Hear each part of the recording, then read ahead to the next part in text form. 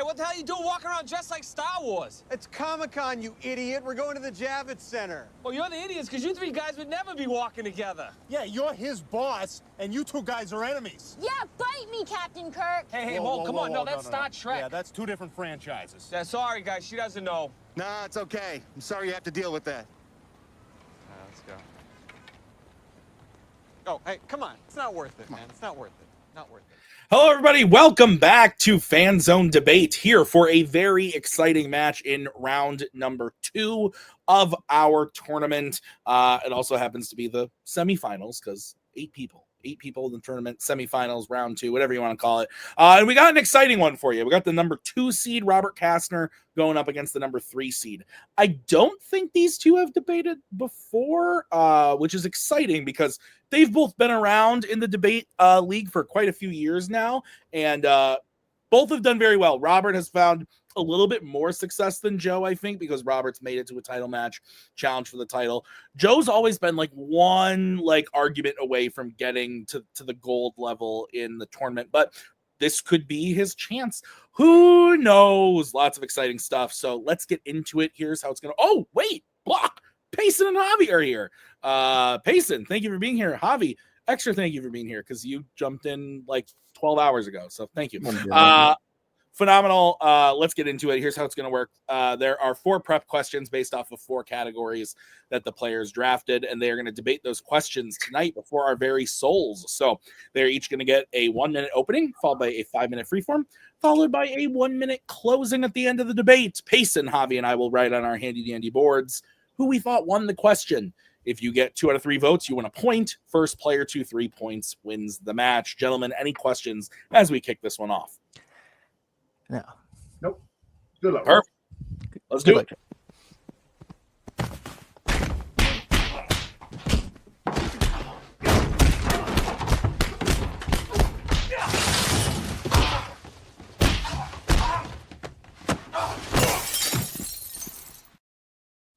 All right, we are going to kick this one off with the first category, which was drafted by Robert in the category of comedy. Your question is, what is the best comedy film featuring Seth Rogen as a lead character? Robert, because you drafted this, you get to go first. You have 1 minute when you start talking. I think we have certain expectations of what we think of Seth Rogen as and comedy. So that's why I chose Pineapple Express, because it's kind of outside the norm, because usually he plays kind of the larger-than-life character. This time he plays kind of a dopey straight man. And this movie's kind of a mixture of Cheech and Chong and Men at Work. It hilariously commingles the stoner comedy with the buddy cop comedy to create a coherent, albeit batshit story that has a beginning, a middle, and an end. And not only is it a good vehicle for Seth Rogen, for James Franco, but it's also for a lot of people the introduction to one of the greatest comedy minds we've seen in the last 15, 20 years, and that's Danny McBride, who comes out of nowhere, lights the screen on fire. So it's not only just about how Seth Rogen plays it, but the fact that it is best comedy film, and this is the best one I can think of with Rogen at the center of it, or one of the centers, where it actually goes forward and makes sense as a movie. There might be funnier movies, but this one is a good best film that is a comedy that has Seth Rogen as the lead. Time. Okay. We are going to move over to Joe. Joe, you have 1 minute to open your argument when you start talking. Comedy is subjective, and I think being asked which comedy film is best requires us to look at certain things. Which film's funnier, and which film that is a comedy is the better movie. My choice for best Seth Rogen comedy is one I think that meets both those criteria, which is This Is the End.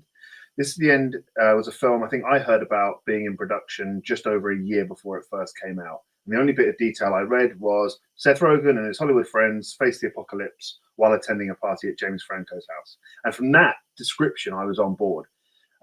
And the final product does not disappoint. This Is the End successfully blends meta humor, self-depreciation, gross-out humor, action humor, religious humor, memorable action humor, religious and special effects into a tight 107 minutes that never feels its length, is memorable, is quotable, is funny, and has that progression of story. It starts as bottle and then expands out. It's the best. Time. Okay. This is the end versus Pineapple Express. Gentlemen, 5-minute freeform. When one of you starts talking, I will throw up the 1-minute warning when the time comes. If one of you is talking too much, I will throw up the let your opponent talk. Don't make me do that. I'll send Nick to your house.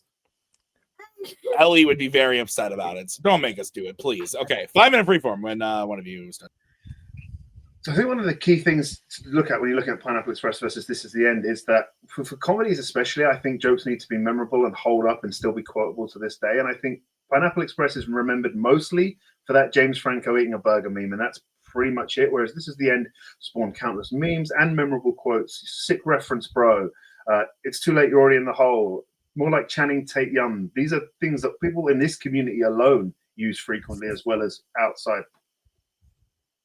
Well, I don't know, Joe. I think Pineapple Express is an eminently quotable movie. Do you want to go see Phantom of the Opera?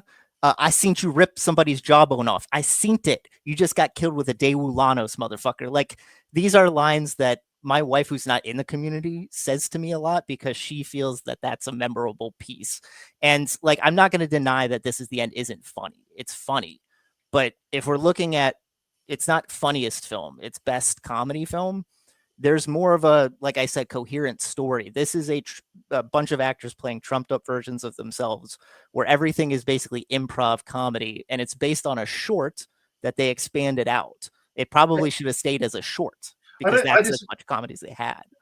I disagree because I think they are able to expand that story. I think they are able to give characters memorable moments and character arcs. And Jay Baruchel especially gets really good character moments. And then you get these sort of moments of redemption, which of course doesn't work in Franco's case, but for everybody else it does work. And I think that's the beauty of it, is it allows to focus on especially your main ones, your Rogan, your Robinson, your Baruchel, your Hill, and get all that sort of stuff. I think Express relies purely on that dynamic between Rogan and Franco, where N successfully blends this between multiple characters, multiple actors while they are playing characters, and then you get McBride added on top that just adds that in the middle, which is just it's fantastic. Let's talk about Rogan, because I think in your movie, of the 6 actors, he's like the least compelling part of it, because everything is based on how he deals with his relationship between like him and Jay. But in terms of like how much heat he throws, it's not very much, as opposed to what happens in Baruchel's the heart of the movie, though. I don't know, it's the best Seth Rogen comedy, but it's a comedy. It features Seth Rogen, and it's the best one. I think Seth Rogen takes that backseat to allow Baruchel to do that, but also have his moments as well. I think yours is a formulaic, action movie with stoners. It's the corrupt cop, the secondary antagonist, the fallout before the finale. It's still formulaic. It just happens to be it's just stoner and the action buddy comedy. It's still formulaic in those respects. But formulas work, and a formula helps make a movie. Yours isn't really a formula; it's just a collection of scenes. It gets lost in the weeds with other movies that fit that formula. Whereas This Is the End is unique. It's different. It pushes many more boundaries. Comedy is about pushing boundaries, and you can take big swings and miss, but This Is the End takes big swings and hits. It doesn't hit all the time. I mean, there's a lot of in between, like when they're talking about why it is that they got left at the Rapture, like when they go to the other house, that feels like it feels like it bogs itself down. Pineapple Express doesn't really bog itself down because everybody's throwing heat. All the secondary characters throw heat. You have Gary Cole, Craig Robinson, Rosie Perez, Kevin Corrigan, Ken Jeong. They're all instrumental to the story. And it's not just that, and everybody, like, a bit always pays off. Like, even though it seems like everything's just wrapped around like one like particular mystery, the whole thing is about like how it is that we can legalize marijuana, because we saw at the beginning with Bill Hader that they had to criminalize it because it just made people nonsensical. So you got that bit, you got the bit where Danny McBride never dies for some reason. Like, all these things pay off at the end. Whereas with This Is the End, again, it's just a collection of like vignettes. It doesn't really hold together as. You do get bits that pay off, because you have the whole thing with Danny McBride in there, and then him being outcast, and that pays itself back off. You get all the stuff with Rogan and Baruchel's friendship at the beginning, and then at the party where Baruchel feels a little bit more isolated, and then that's brought back with Rogan sacrificing himself to Baruchel, which ends up saving him and getting him raptured in the end. So I think to say it's a series of vignettes is unfair on This Is the End, because these things do pay off. And not to mention anything, but like This Is the End did recognize the heat of Pineapple Express because during the course of the movie, they decide in the course of their boredom to make a sequel to Pineapple Express. I think that's the joke, because of all the films they're going to make a sequel to, it's Pineapple Express. I think that's the joke. No, they mention it at the tail end. It's Your Highness is the one that should be that. So that's the one that's the add-on. No, they realized that Now they should have done something your there. audience in somehow. No one saw Your Highness, so they went with the second one down on the list. Okay. Yeah. Your Highness sucks. Okay. We're going to go to Joe first for closings. Joe, you have 1 minute when you start talking. This Is the End is a boundary-pushing comedy that blends multiple different types of humor, is funny in the context of the film and its wider meta-humor, and is endlessly quotable. Pineapple Express has some funny moments and good jokes, but it's formulaic. It's a formulaic, predictable approach, and that prevents it from ever entering the conversation of best. This Is the End is best because it has great jokes, work in the context of the story, and the premise itself is funny.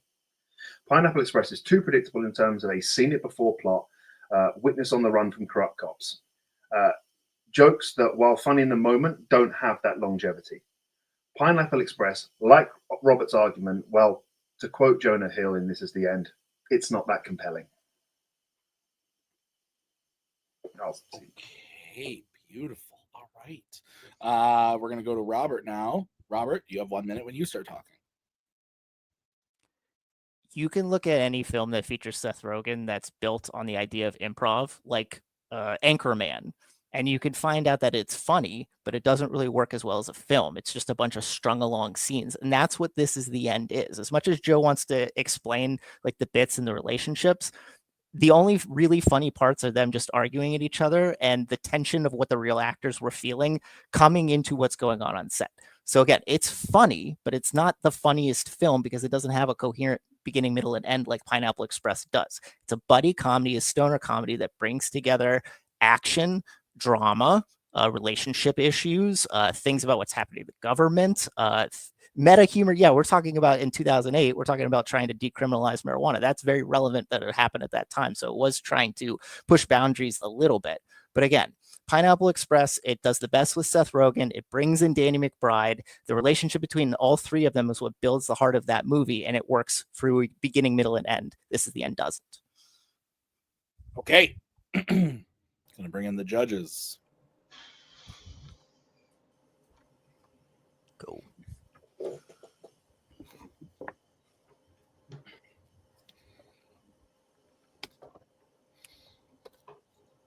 People haven't watched it. Watch the studio at home. It's really cool. I am looking forward to watching it. I still Same. Nice. I haven't got to it.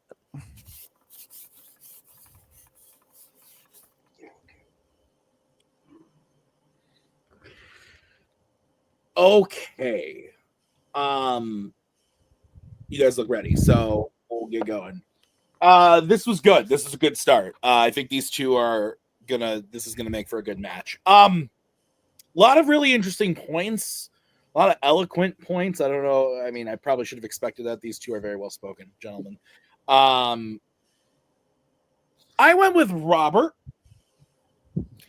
I think Robert just convinced me a little bit more on why This Is the End might be a funny movie, but doesn't necessarily work as the best comedy overall.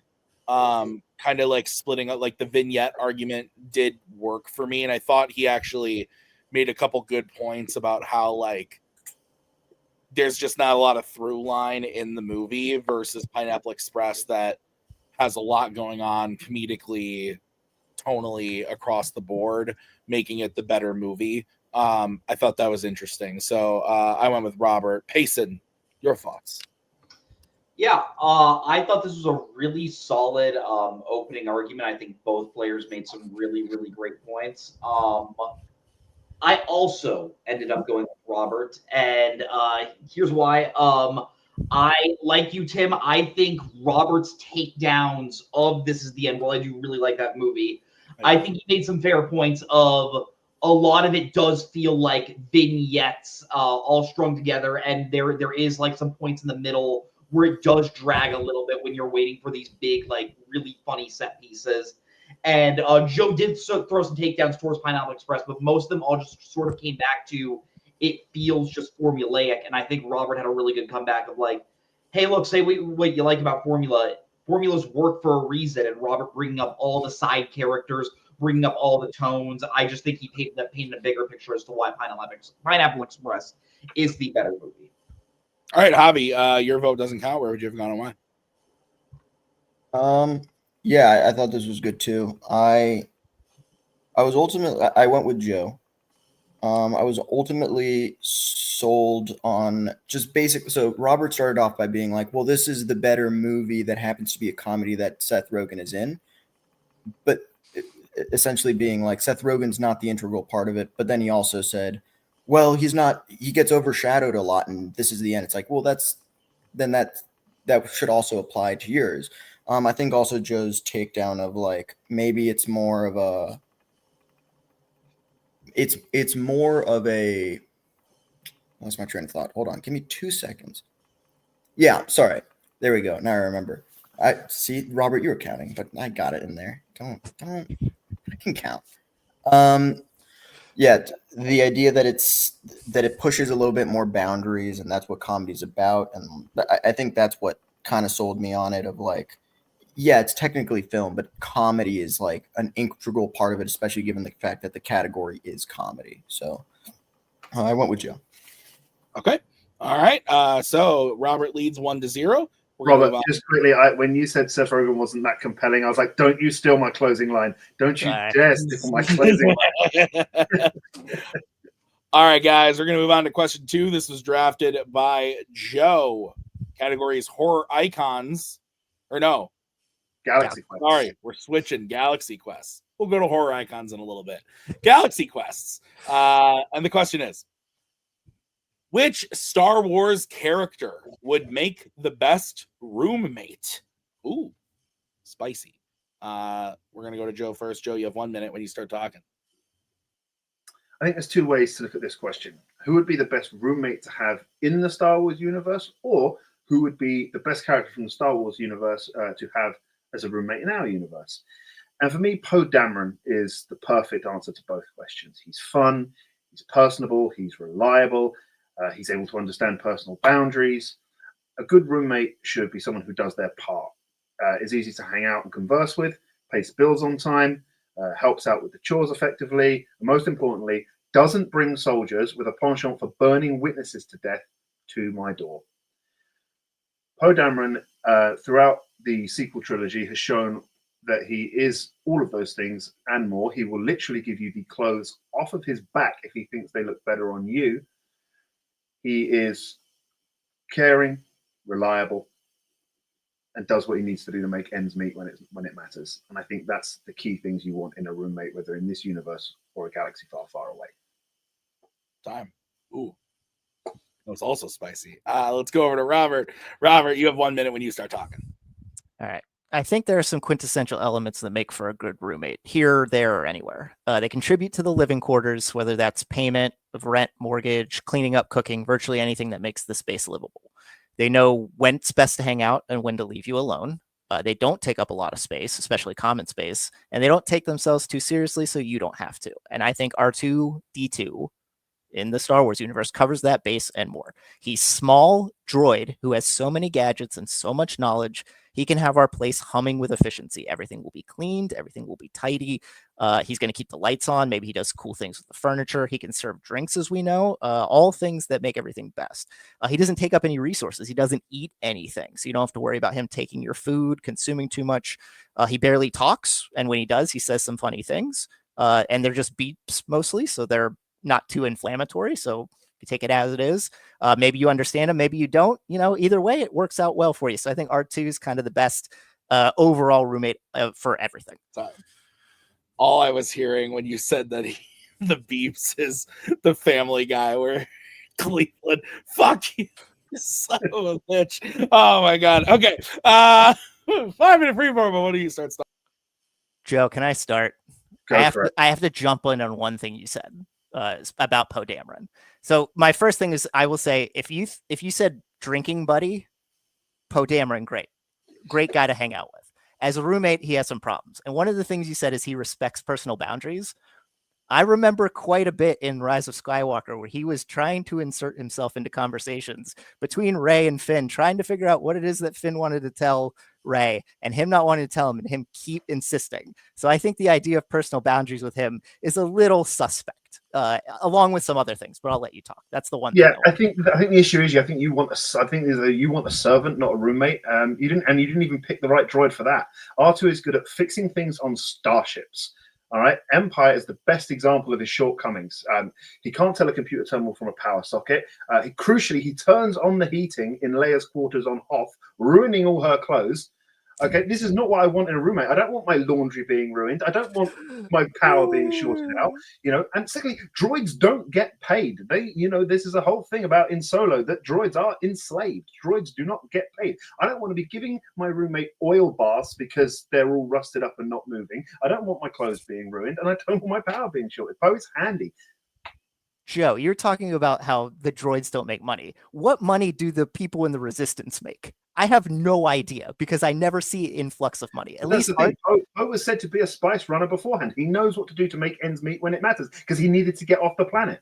And speaking of being a spice runner, Joe, I don't want to have someone who has a criminal background who could potentially have people in the criminal element coming to the door at various times. I don't know. Oh, I'm sorry. Has anyone Poe has lived with been literally burnt to death because they lived with him? No, R2 has. They were literally, because R2 lived with them, Owen and Beru got burned to death. No one who lives with Poe in the movies themselves has been burned to death.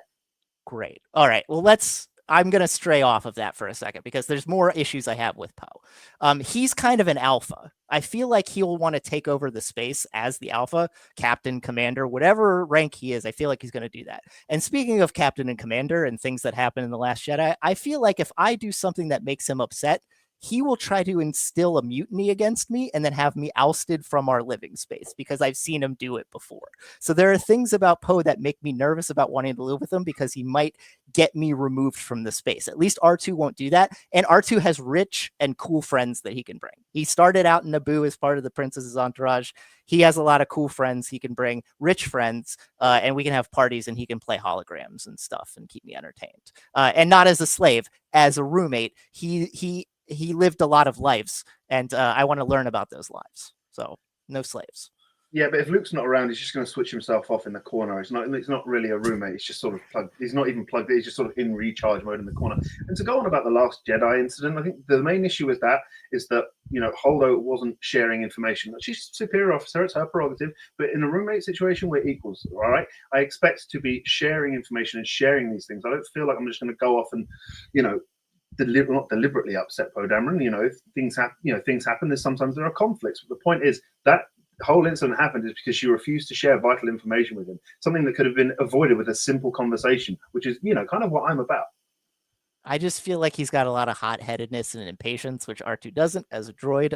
So I don't know if that will jive well with how I see what I want in a roommate. And if we decide to hang out, Joe, and we decide to play board games, as we saw in The Rise of Skywalker, I'm not sure he's not going to have the coolest demeanor to not want to reset the game and ruin the whole evening, because I've seen him do it before with Chewbacca and Finn. So there's a lot of things like when we're hanging out, I have questions about with regards to how we're going to play games and how we're going to interact, because I've seen him go off the reservation. I haven't seen R2 do that because he only acts when he needs to act as a droid, and he acts in a way that makes things operational, which I want for my apartment or house. I think that's the issue, that he's an astro droid. He's only good at fixing starships, and he's not going to be very good around the house. The only time as soon as he's in a unfamiliar place, he confuses computer terminals with power sockets. This is not what you want from a roommate. You want someone who is handy, will let you have the clothes off his back if he thinks they look better on you. Who does like a game of Dejarik or Hollow Chess. Likes a drink and does. In moments in The Last Jedi and in The Rise of Skywalker, maybe not that one scene on Pisana, but he does give them the space they need when it's required, and will go into battle to save you. He might also ruin my stuff like he ruins the Falcon. All right, let's go to Robert. Robert, you have 1 minute when you start talking. you want someone who's handy, who doesn't take up a lot of space, who's fun, who's interactive.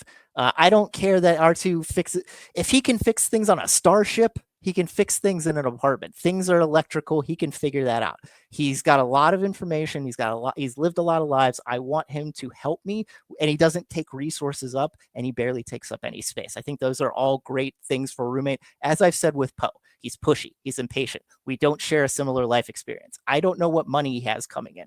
I don't know if he's going to respect my boundaries. He could lead a mutiny against me. I don't know. He can reset the board games just because things aren't going his way. All of these things, and a criminal element from his spice smuggling days that could come by. Oh, R2 was, owned by someone who did a lot of bad things, but guess what? They didn't remember him later anyway. So he's not going to bring those bad people. I don't know what Poe will bring because Poe's lived kind of sketchy lifestyle. So R2's better than Poe. All right, let's go over to Joe. Joe, you have 1 minute when you start talking. So the two options we have for a roommate are a fun, caring, sharing, respectful, hardworking guy who cares for his friends, always does what he needs to do to make ends meet, helps out when a job needs doing, or we have a whiny, beepy starship mechanic who earns no wage, ruins your laundry, can't cook, needs frequent oil baths, and sleeps for years on end. A roommate is someone you literally have to live with and needs to be not just a friend, but a responsible one who will do what is necessary to see that his friends survive, and that first rule of survival is find shelter. Poe has always shown that he is a great friend, whereas R2 has only been able to show that he's a competent mechanic. I think Poe Dameron, despite some shortcomings and a sketchy past, has always been able to show that he can make ends meet and that he is reliable and that he cares for his friends. R2, on the other hand, will bring the police to your door and you will be a skeleton burning in the desert. Okay. Definitely my favorite debate. That was really good. You should have seen me during the opening arguments. I was dying. Oh, that was really good. This literally was that opening clip that they used from TED 2. Yeah. So you two are enemies.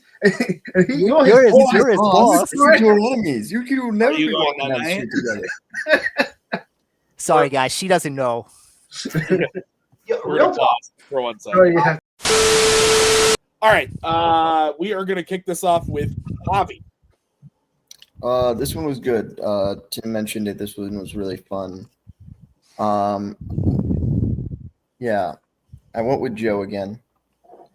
Just because every takedown that Robert, I feel, tried throwing at Poe, Joe kept being like, well, not real, like one of it's like, well, he's a criminal. You might have shady business dealings, and then just being like, yeah, but it's not like R2 is not fraught with controversy. He lived with someone, and those two people were scorched because they just knew of R2. Just knowing of him was enough to nah, you're dead. I also think that it's there's a lot of maintenance that would probably have to go into it, right? You'd confuse a power terminal with whatever the other thing is. I'm not great at Star Wars. I'm glad it's merged with other things now, so now I don't have to worry about it.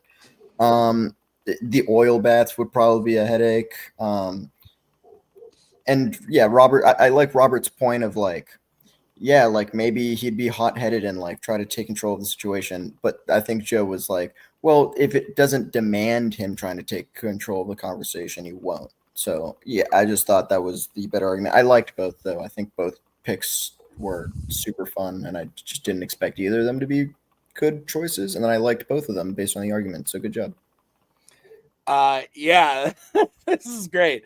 Lots of really funny stuff. Javi mentioned a lot about what Joe was saying, and I agree with a lot of what he said. I also I think Robert did a really good job of attacking Poe. I think his hits were strong, and I thought Joe's hits on R2 were really strong. And there was one in particular that because it was really close.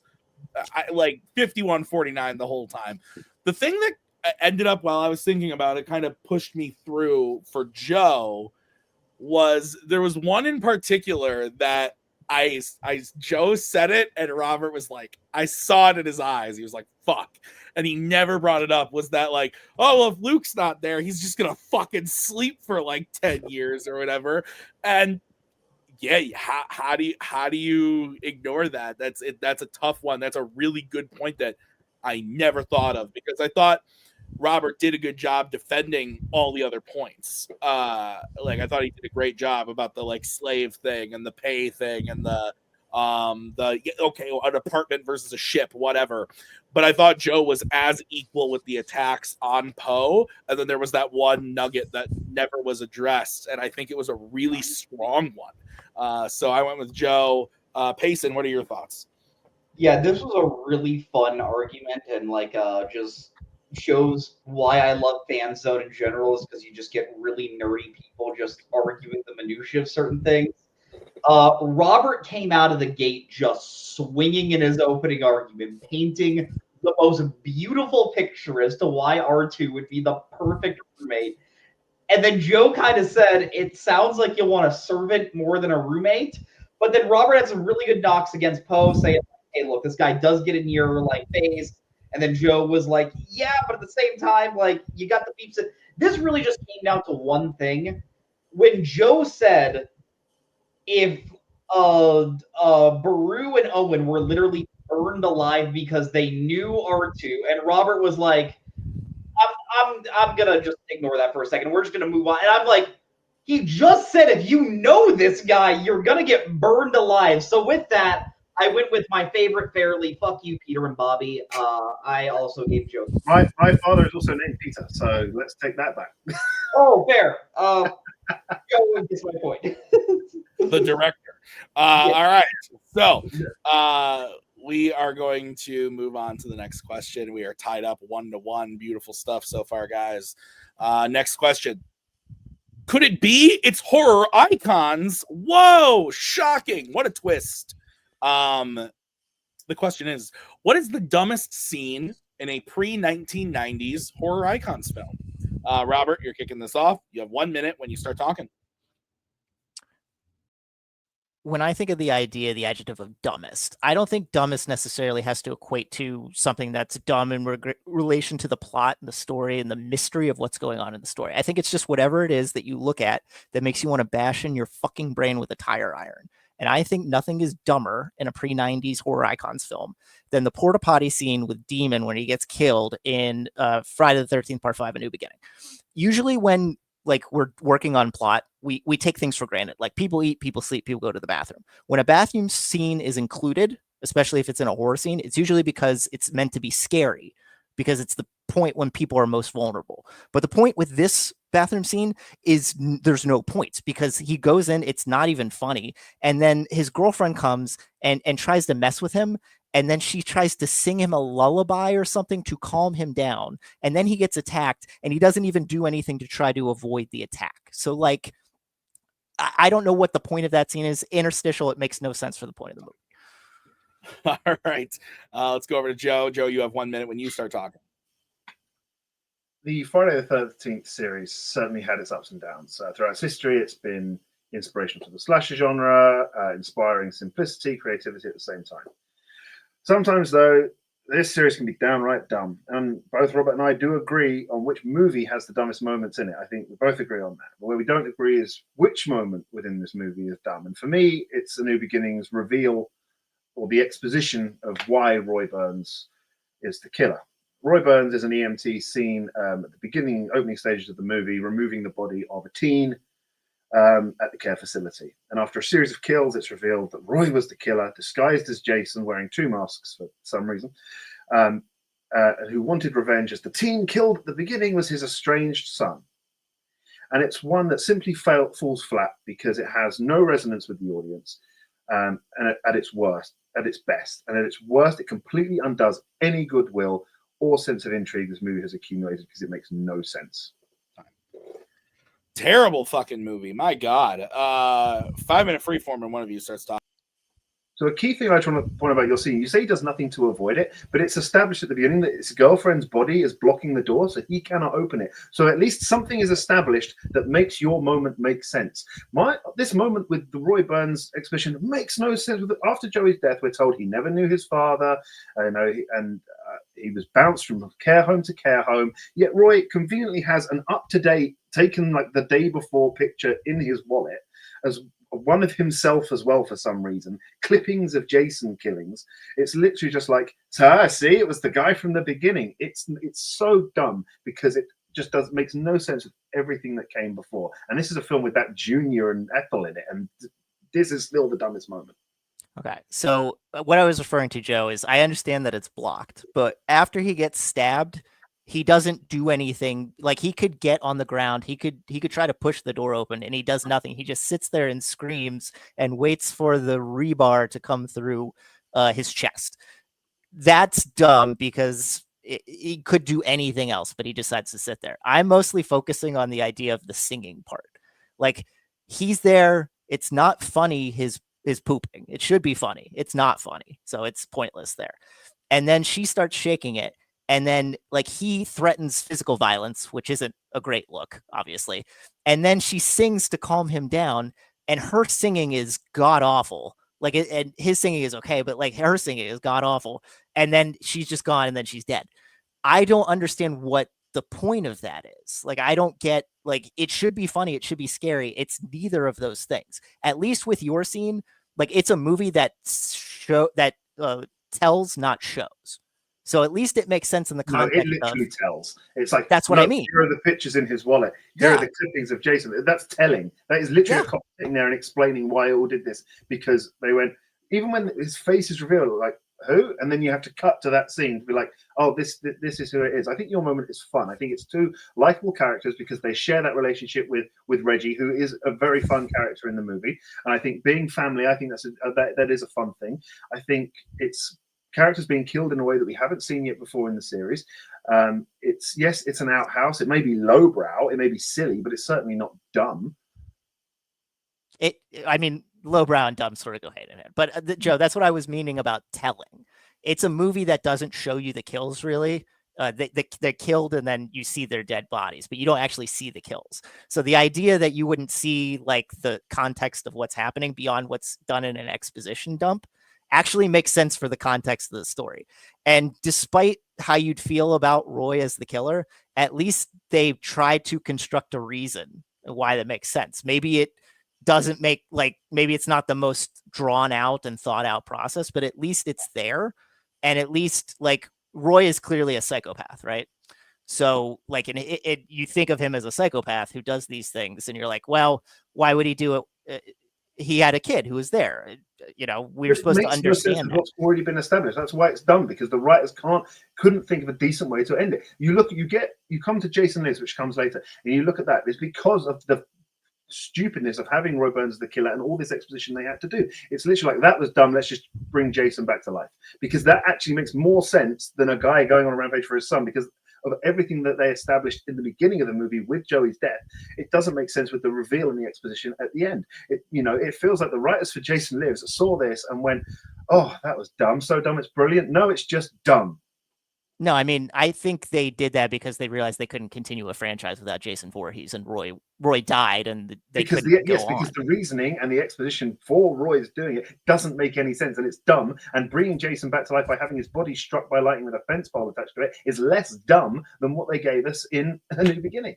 Yeah, but I think that's the context of the whole movie, not just what happens at the expedition dump at the end. And I feel the expedition dump is better, and the reasoning behind it is better. I don't think it fails as hardly as it does. Can you repeat that? I got lost. I think if the reasoning behind Roy Burns' killing isn't as dumb as it is, and isn't exposited in such a dumb way, I don't think you have that initial failure. I think the ending is key. This is why this all happened.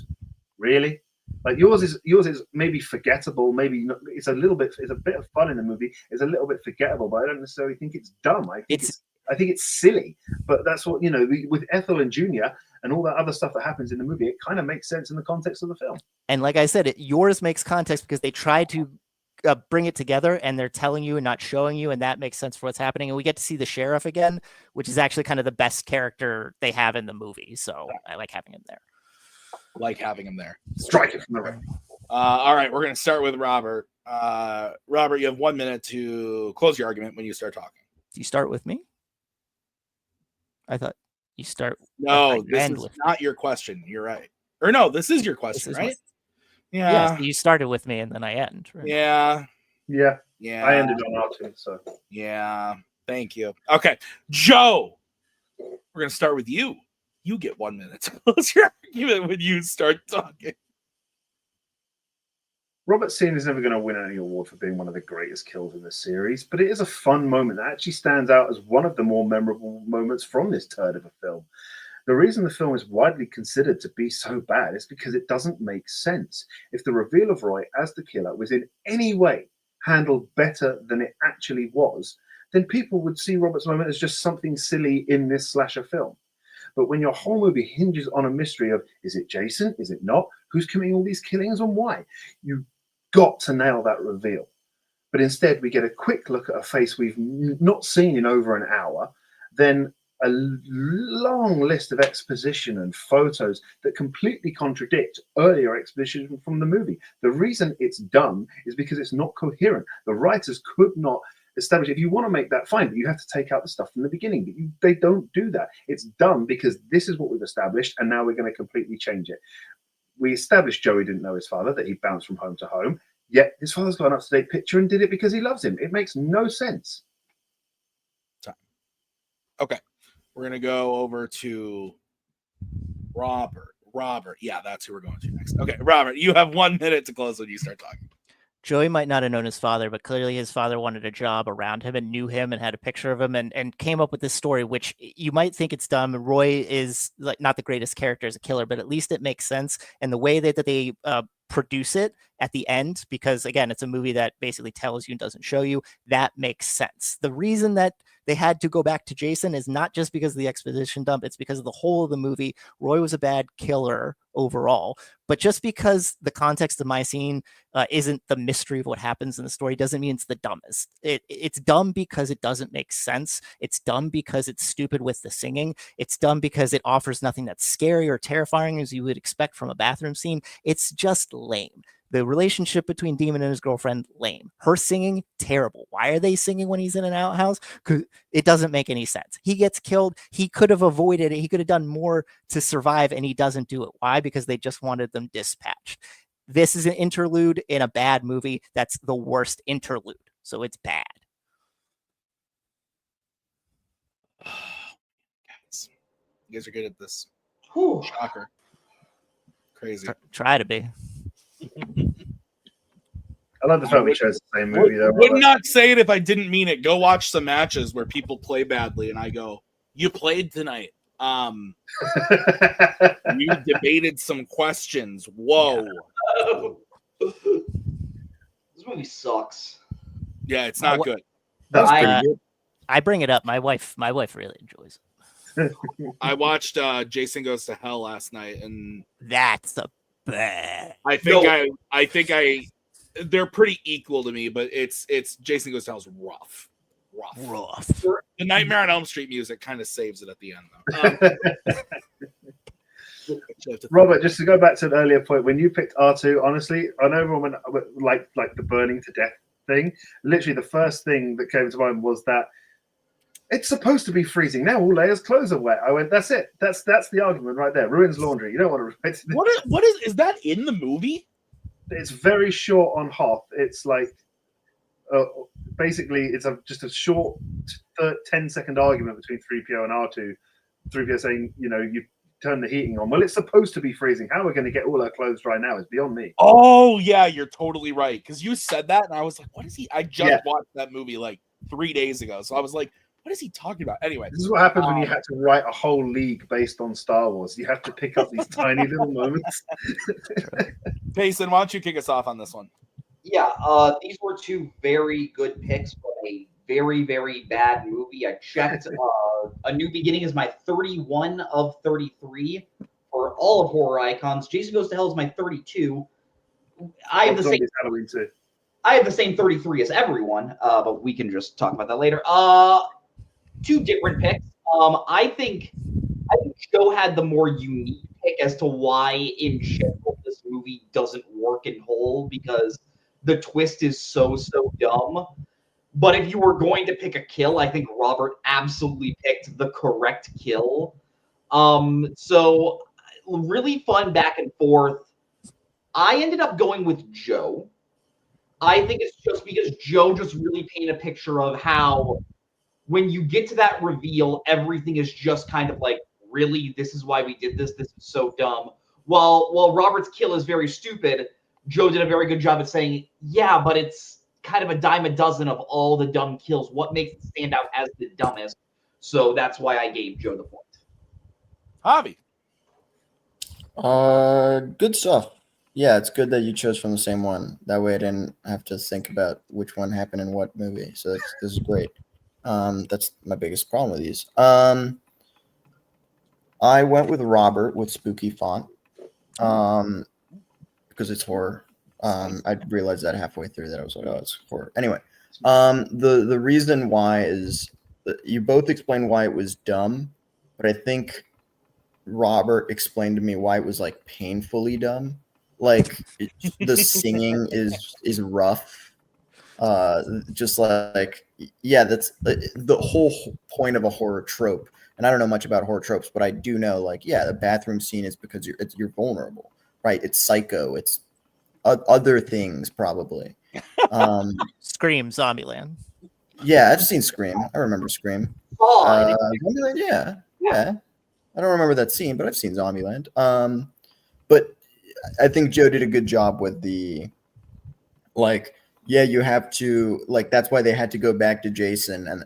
But I think Robert's counter argument was like, well, Roy died, so you'd either have to bring back a brand new killer, which they weren't going to do, or Jason or Roy. And which one are you going to do? Yeah, obviously you're going to do Jason because it's the most interesting one. So good job to both, but Robert got my vote this time.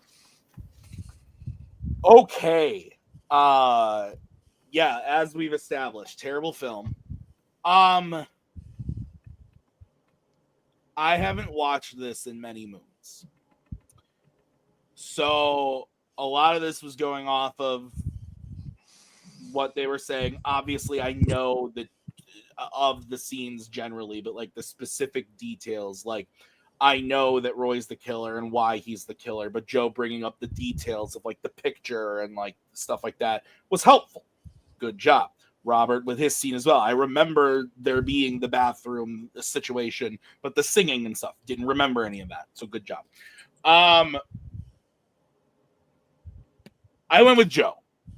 I was thinking about it, and Joe, I think, painted a really good picture at the end of just saying, like, the whole movie's already terrible. But if there had been a really satisfying conclusion, yeah, Robert's scene is dumb, but it might have just been like it might have been redeemed a little bit because of a satisfying conclusion. And the conclusion is like, wow, we really wasted all of our time just for this. I think Robert tried to defend some things, maybe not as aggressively as I would have liked, but he like did things like talking about the picture in the sense of like, yeah, he has a picture of his son. Like he like was like, that makes sense that he would have a picture, even if he's estranged. Like, sure, he has a job around him. Like that's a good thing, like blah. But I think Joe pointing out the dumbness of the fact that it's like a picture taken yesterday and like all this stuff and like the Jason clippings and stuff. Like, I think Joe just more convinced me why his scene in this movie was so dumb, whereas Robert's scene was dumb in a slew of movies with dumb kills. I went with Joe. So Joe gets the point and is up 2-1, which means that Robert needs to hit this next one in order to send it to the bonus round. If Joe hits this, he will win. So the question was in the category of actors and actresses. The question is, what is the best performance by Steve Carell? I like Steve Carell. because I've been getting this wrong all evening. Joe, you drafted this, I believe. Yes, you did. Okay. I'm not good at my job. Joe, you get to go first. You have 1 minute when you start talking. I think Steve Carell is the perfect everyman. I think when he's cast as the average guy, I think his performance is allowed to excel as he already has that relatability with the audience. In Crazy Stupid Love, Carell plays Cal Weaver, a man who's blindsided by his wife's divorce request, and this action and its subsequent fallout allows him to showcase a wide spectrum of emotions, from the initial shock and despair to the awkwardness of dating again and learning sort of how to be a bit of a player from Ryan Gosling, the hilarity of his makeover journey, and ultimately a heartwarming journey of self-discovery, rekindled love. His character is highly relatable, navigating universal themes of relationships, aging, personal reinvention. And this gives Carell more opportunities to connect with that audience on a deeply emotional and comedic level. And that is where Carell excels. He's given us little snippets of drama performances and other things like that. But I think across the board, in terms of drama, romance, comedy, he excels. Okay. We're going to move over to Robert. Robert, you have 1 minute when you start talking. Yeah, there are things Steve Carell excels at. He plays a nerdy beta guy who believes himself to be better than he actually is. And that's sort of what happens in Crazy Stupid Love. But there are a few instances where he taps something outside of that. And one of those is where he plays Mark Baum in The Big Short. He's playing someone who's real, based on someone who's real. That's usually a considerable challenge. But the man who he's based on, it was indicated through Michael Lewis, who wrote the book, that Steve Carell did a very accurate portrayal. The construct of him in this film is unique. He's a Wall Street guy, but his whole deal is that he's trying to prove sort of the inequities and the corruption that happens, and he's trying to keep people truthful and honest about the shady deals that they make. So he is a crusader. And the whole film, you can feel Carell's exasperation, his annoyance with how crooked everything is. And then he meets some certain people, and then confusion and anger take over. And underneath all this is an understated layer of loss because his brother had committed suicide. And you feel this in his interaction. So it's not just him being bombastic for the sake of it. He's trying to get to the heart of why people would do these things, because it contributed to his brother losing his life. Losing his life. Strike it from the record. 5-minute freeform when one of you starts talking. So Joe, great. In Crazy Stupid Love, middle-aged man loses his wife, gets back on track. That's just Steve Carell's wheelhouse. Yeah, but it's not compelling or challenging. This is like if Andy from 40-Year-Old Virgin and Dan from Dan in Real Life just got together, or if Andy from 40-Year-Old Virgin just got divorced. It's the same idea. At least with Mark Baum, like everything is decidedly different. His accent, his tone, how it is he's interacting with people. It's not a Kermit. Sorry, stop it. I'm sorry that you're from England and you don't understand our regional accents, but that's what happened. Like, people talk like that. Everything is done, like I said, with an underlying layer of loss, and you can feel that in his interactions with his wife.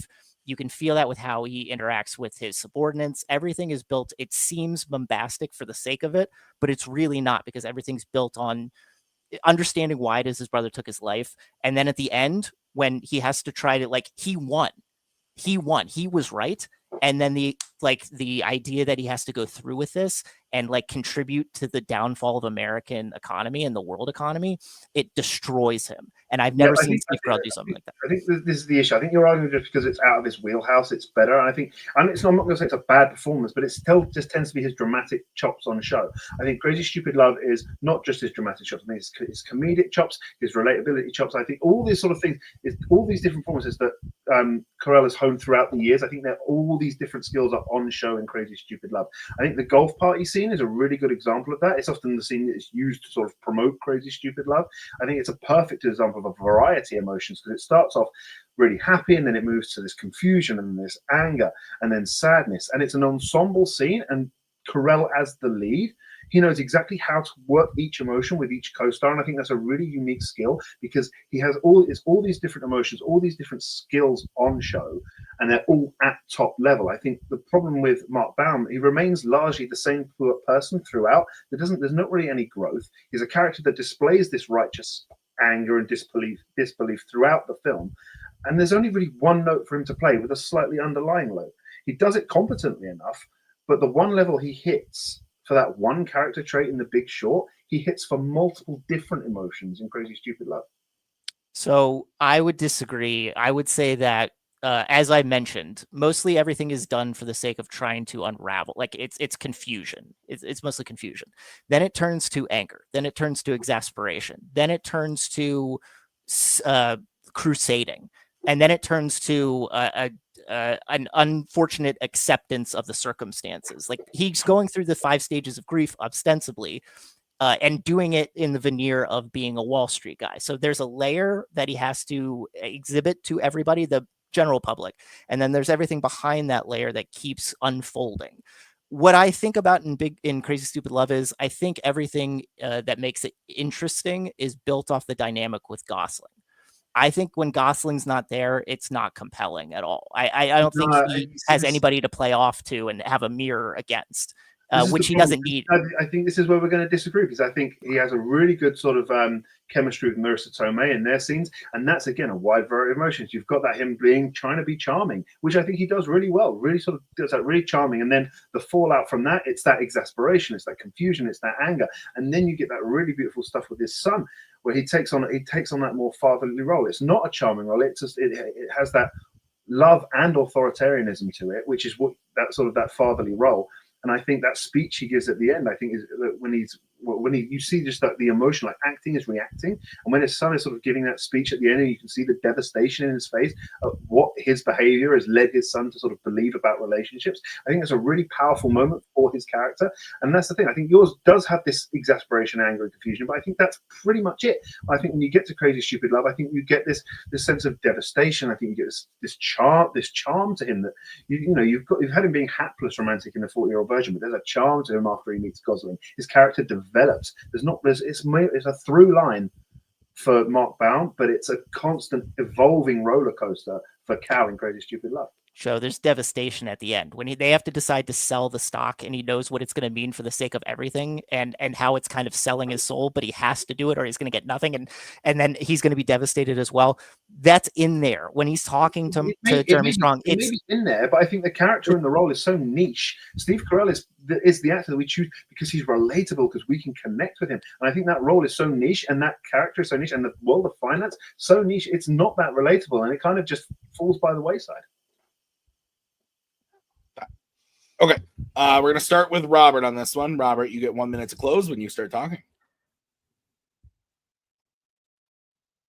I think you have to say something about people playing beyond what their capabilities are. In Crazy Stupid Love, he's just a mirror image or a carbon copy of things we've seen in The Office, in 40-Year-Old Virgin, and Dan in Real Life. I don't think it's that compelling, because I think there's a flat affect for a good chunk of that movie, and while Ryan Gosling peacocks and sort of drags him along. And I think it's sort of the other people that drag along his performance that's understated, and it remains understated. With Mark Baum, it's bombastic, it's loud because he makes it that way, but then underneath, as you get considerations and conversations with Marissa Tomei, with his underlings, with the people he's trying to get information of, with Mr. Chow in Vegas, and everything just boggles his mind. So it's someone who feels like he has an answer for everything and is trying to crusade, but as layers get pulled back on the mortgage-backed securities and the CDOs, he realizes he even though he's right, it doesn't make it right. And by the end, everything, it's a house of cards, and it's tumbled on him, even though he's won. And that's amazing. Okay, let's go over to Joe. Joe, 1 minute when you start talking.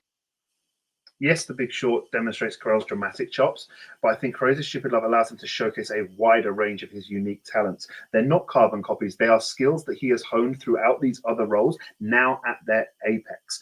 He demonstrates his comedic timing, his dramatic sensitivities, an undeniable charm in a story that is more universally accessible and emotionally resonant for a broader audience. Carell had always been known as a great comedic actor who could be more sensitive at times, but Crazy Stupid Love is Carell in top form in terms of that comedy, sensitivity, working with an ensemble cast, emotional range, dramatic ability, not just acting, but reacting as well. The golf party scene where you see that confusion, devastation before he's even said a word, that scene where his son gives that speech at the graduation, where you see this sort of devastation on his face. The Big Short says, okay, now remove the emotional range, the comedic sensibilities, and just focus on this angry confusion. It's a great angry performance, but it's not a whole performance.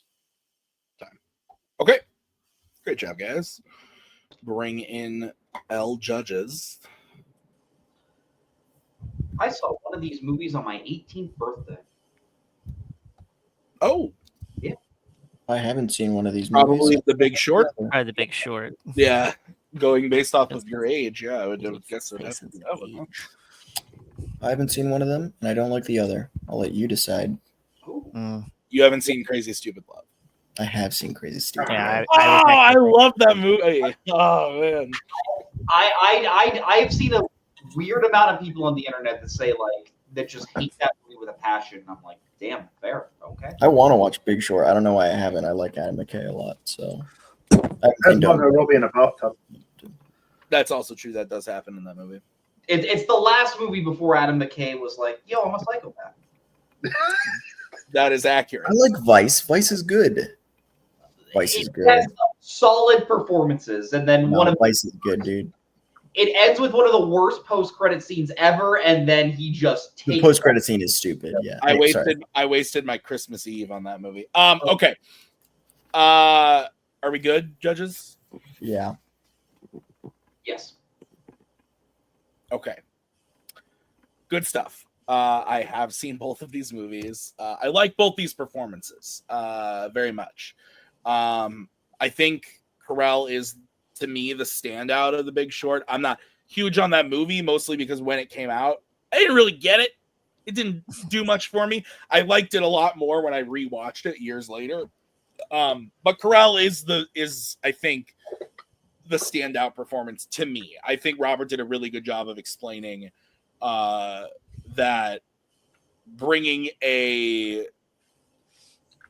dramatic or going outside of your comfort zone is important. And I thought Robert did a really good job of explaining that Carell's character as Cal in Crazy Stupid Love is just a version of something he's done many times before. I thought Joe did a very good job of explaining the different, that it's not just a one-note performance, that there are lots of layers going on there, and kind of attacking Robert's character as like, yeah, it's loud and it's a big performance, but like there's not much else going on under the surface. So I ultimately did go with Joe, and I'll tell you why. They were pretty neck and neck for me most of the fight, and I felt like towards the end, I would say Robert's last like 45 seconds in the main round and his closing, he did a good job attacking Cal. But he talked a lot about the character and what the character goes through, and didn't say a lot to me about how the performance was enhancing that. Whereas Joe gave me a lot of very specific examples from the movie as well, that of things happening to the character and how Carell's performance comes out in that. Like when the son is giving the speech and the emotion going on in Cal's face is an example that really stuck. So I think just especially towards the end, Joe's closing was really strong, and it really hit home on the performance aspect of the question. I think if we were talking specifically the character, we might have maybe a different ending, but I don't know for sure because that's not the question. So I went with Joe. Payson, what are your thoughts? Yeah, this was, again, a really good argument. I think all the arguments tonight have been really, really good. I think both you guys are really great debaters. It was really close. I think you guys were both bringing up really great points. But I think in the final argument, I think something in Joe specifically, like, awakened, where I just think he did a great job of saying, and he was like leaning on this throughout the entire debate of Carell in The Big Short is good, but at the same time, 90% of that performance is he's really mad, and you feel that because it's a great performance. I think he did a great job of showing in Crazy Stupid Love. You see so many sides of Carell in this character as Cal, and showing that it's not necessarily about he's like playing off a bunch of people. I think those people help accentuate how good he is. So with that, Joe does get my point. Okay, Javi, your vote doesn't count. Where would you have gone and why? Yeah, this was good. I think you both just kind of nailed it on the head. I think I went with Joe. Specifically, final argument really did it for me. Was just by the end, I just wanted to hear more of. I think the conversation was a lot of like, no, Joe, don't you understand that it's the same performance that he does and everything? And then Joe was like, well, just because it's similar to other things doesn't mean it's not the best. And I think that's a good point. I think I just wanted to hear more about like what made Steve Carell's performance, not his character necessarily, more interesting. And by the end of the closing argument, I just didn't get that as much. I still just got more of why the character was interesting, which is good. But I just, ultimately I went with Joe for that reason. Okay. That means your winner is Joe Farrelly. We are going to move to some interviews. Robert, really great match. This was a close one, and you guys played phenomenal. And obviously, I don't know if people like going to the speed round or if they don't like going to the speed round. I'm not sure.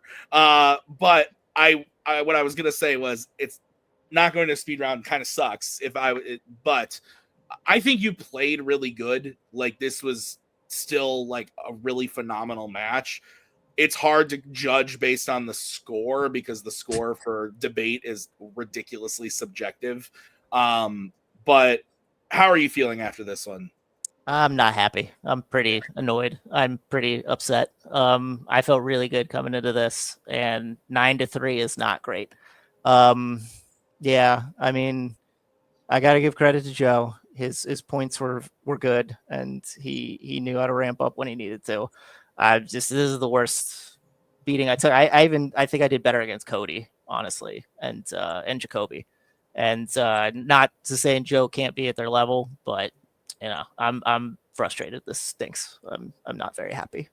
Yeah, I get it, man. Like it's one of those situations where like obviously like everything in the debate world is subjective, and it's tough when you come in with like arguments that you feel really strong about, and then the debate just doesn't go your way. The judges don't see your way. That is tough. And as someone who has judged for us many times, thank you for doing that, by the way.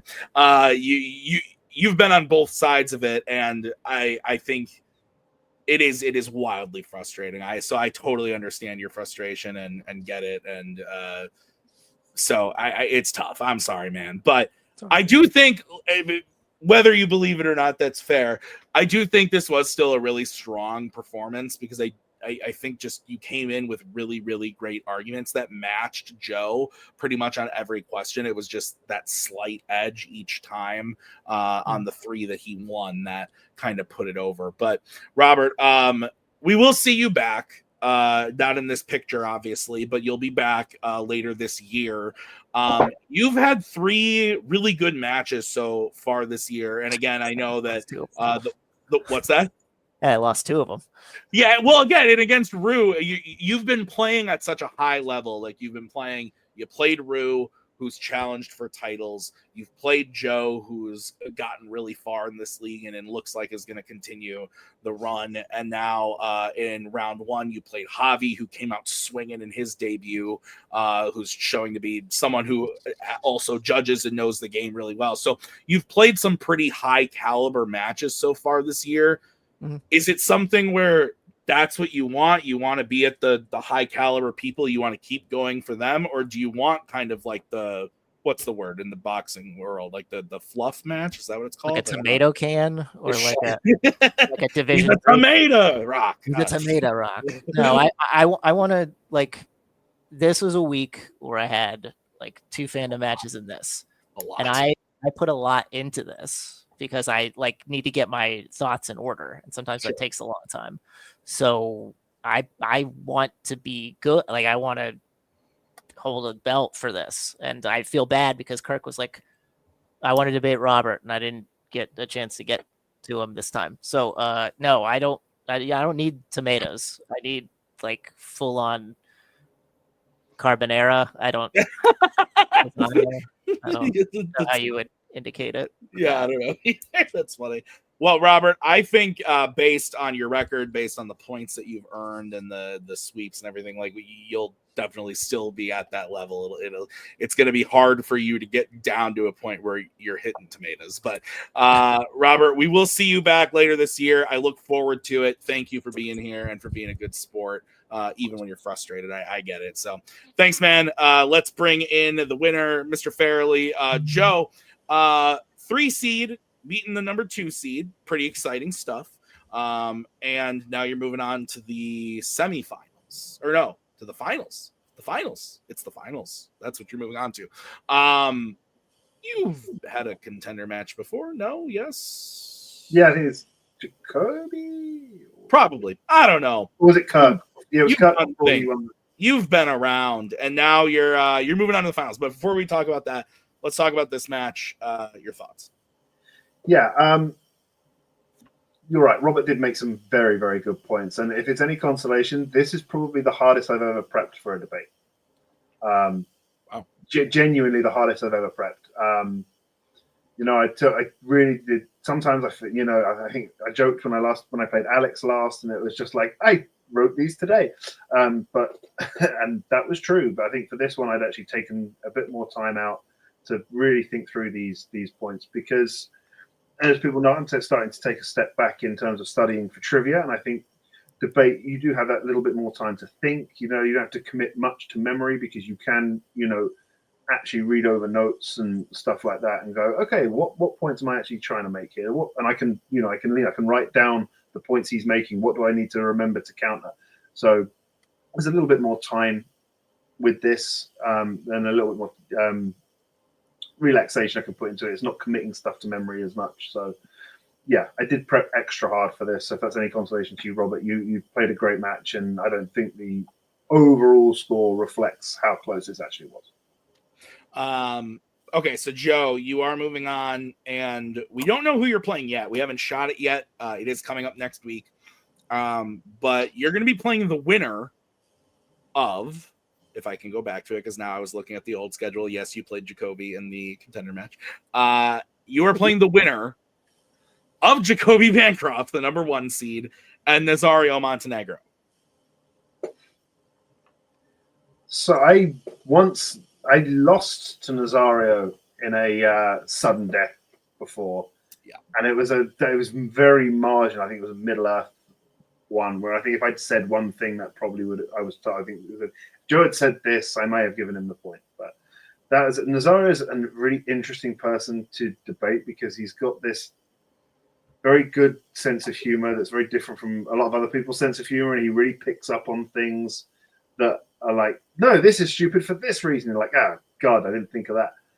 And obviously Jacoby's the number 1 seed, so obviously beating the number 1 seed to get to a title match would also be a great achievement. And I've known Nazario for a long time, back in the video store when Wookiee Mistake were under the video store, and obviously Jacoby, Jacoby's someone I've known for quite a while as well. So there's no preferences on this one. Awesome. Well, Joe, I look forward to seeing it. I think you're playing really, really great this season. 2-1 so far this season, so really strong matches, and we'll see you in the finals. And that's going to do it for us today at Fandom Fights. Jesus, Fanzone Debate. Thank you to Javi and Payson for judging this one. I appreciate you guys spending an hour and 13 minutes and 55 seconds with me judging debate. I appreciate it. Thank you to Robert and Joe for playing, and thank you to the other people who helped make this thing run. Your Nicks, your Kirks, your Bryans, your Menchakas. I appreciate you. We'll see you guys next week with the aforementioned match, Jacoby versus Nazario. It's going to be great. I hope. We'll see you then. Until then. There we go. Thanks a lot. Come again.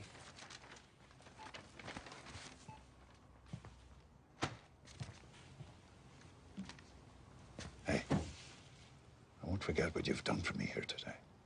I would prefer that you do.